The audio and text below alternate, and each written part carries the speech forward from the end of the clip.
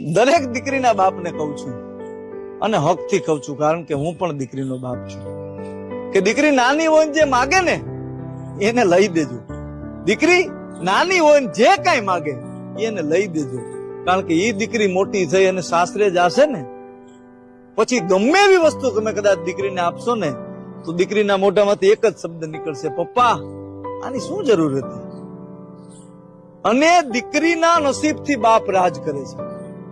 બાપના નસીબથી દીકરી નથી, પણ દીકરીના નસીબથી બાપ રાજ કરે છે. ઘણા એવું કહે છે કે દીકરી તો કાળજાનો કટકો હોય, પણ નહીં, દીકરી કાળજાનો કટકો નહીં, પણ દીકરી તો બાપનો આખો કાળજો હોય છે.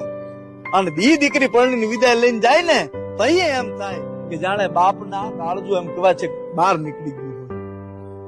દીકરી માટે વિડીયોને શેર જરૂર કરજો.